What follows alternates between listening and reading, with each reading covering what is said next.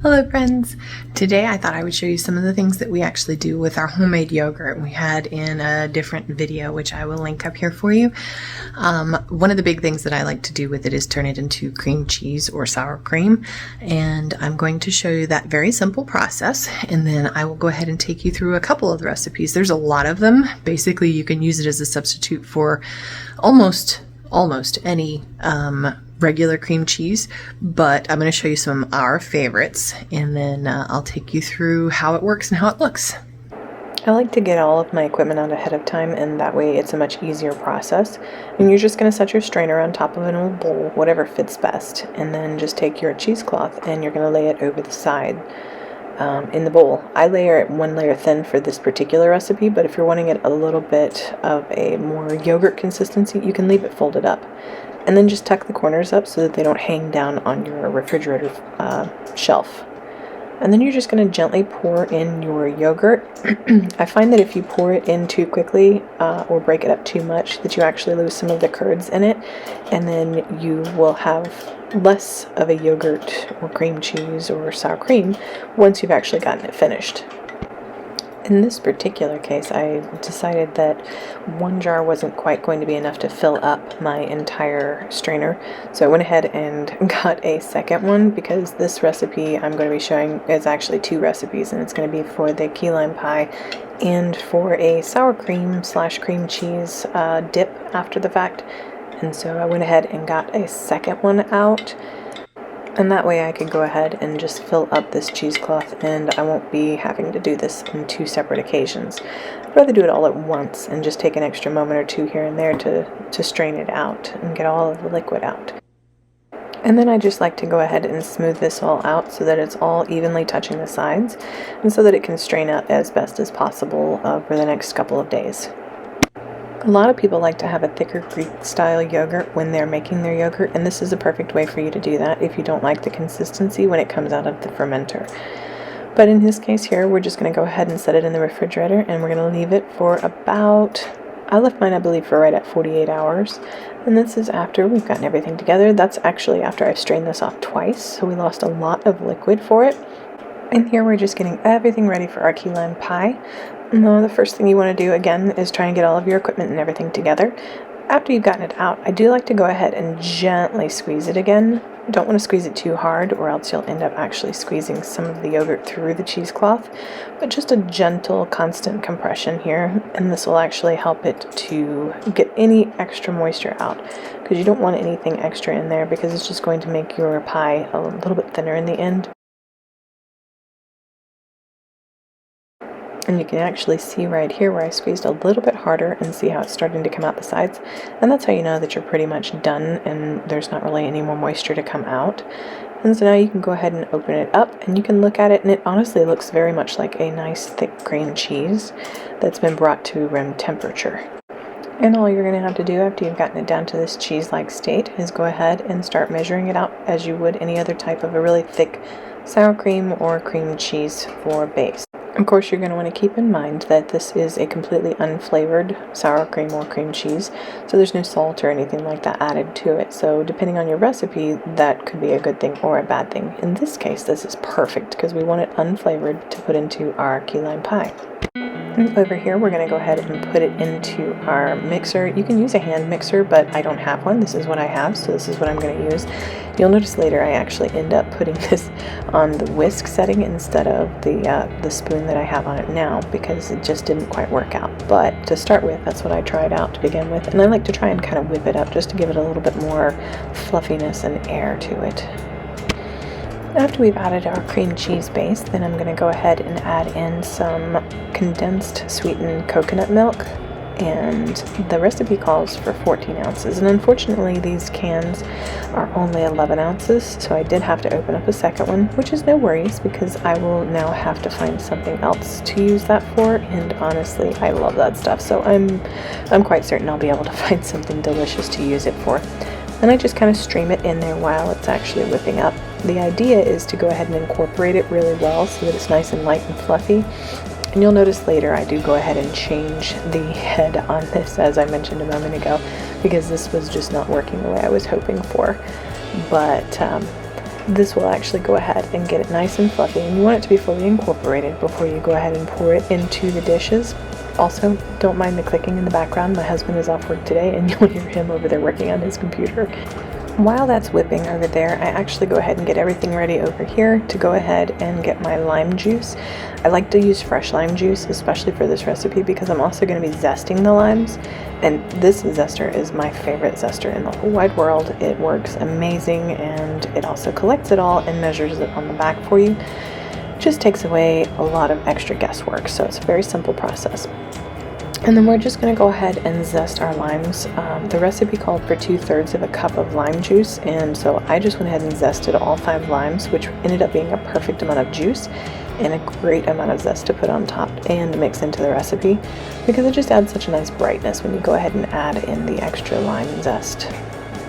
And here you can see the great thing about this particular zester is see how it captures it all right there for you.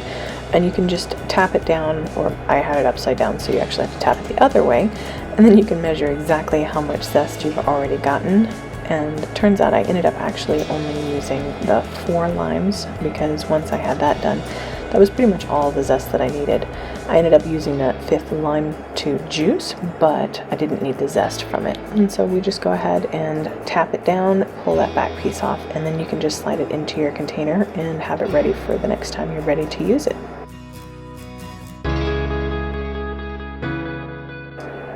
And then after we're done with that, we're going to go ahead and juice our limes once we've got them all done zesting.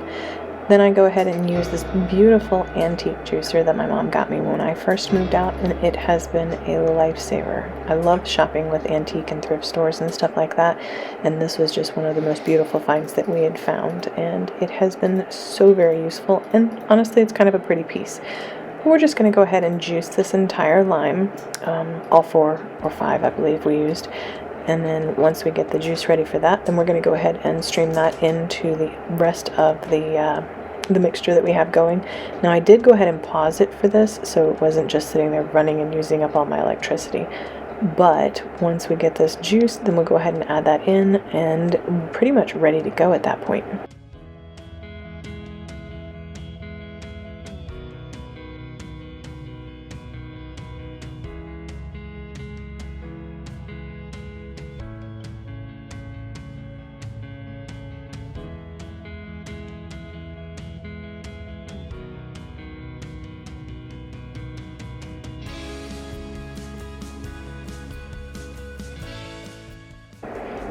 And then we're going to go ahead and add the rest of the juice into the mix.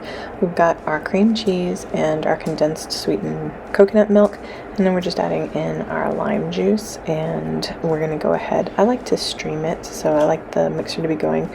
So generally tends to cause a little bit less mess.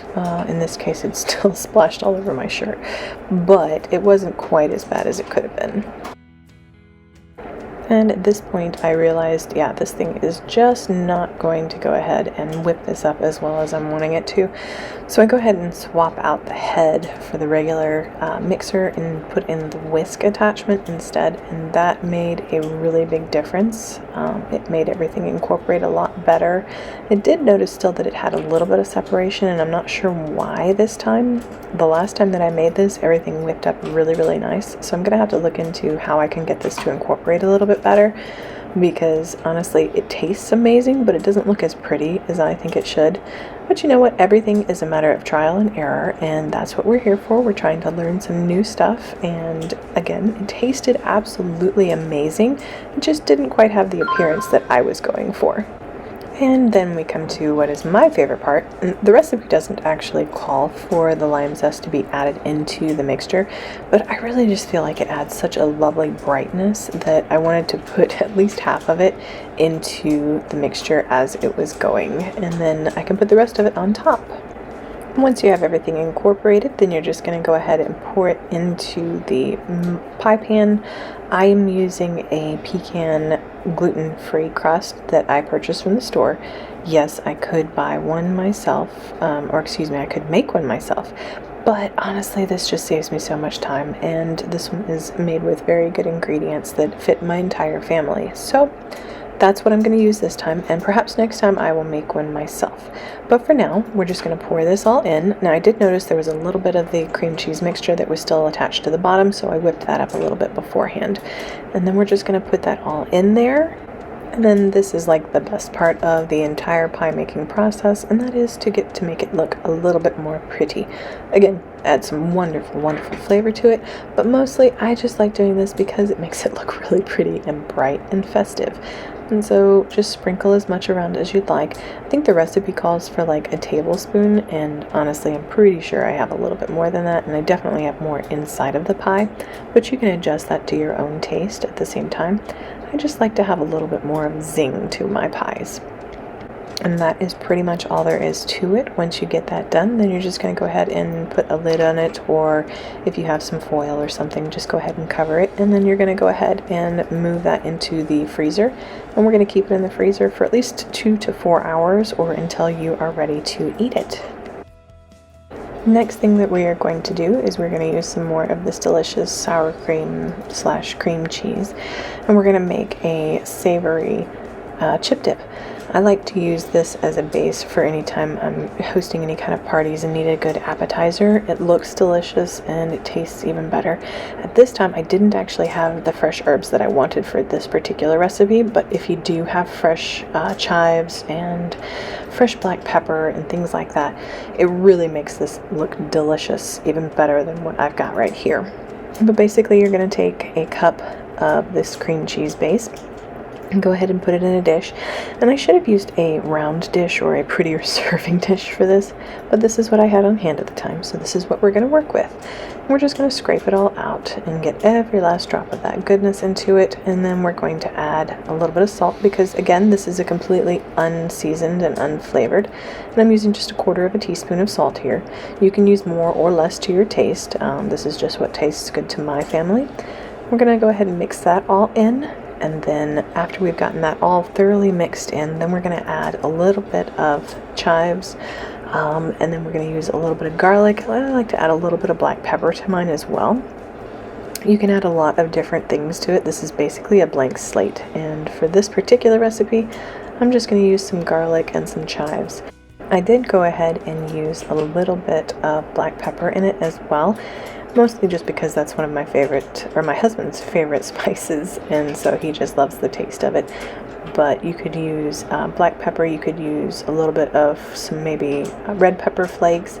I've seen a lot of people that add different kinds of fresh herbs like dill, even parsley, coriander, cumin, anything like that that's really going to match what else you're adding with it. This one here in particular we were just going to use as a chip dip. And that is pretty much all there is to it, and you have a delicious, simple chip dip that is nice and savory and salty and tastes absolutely amazing.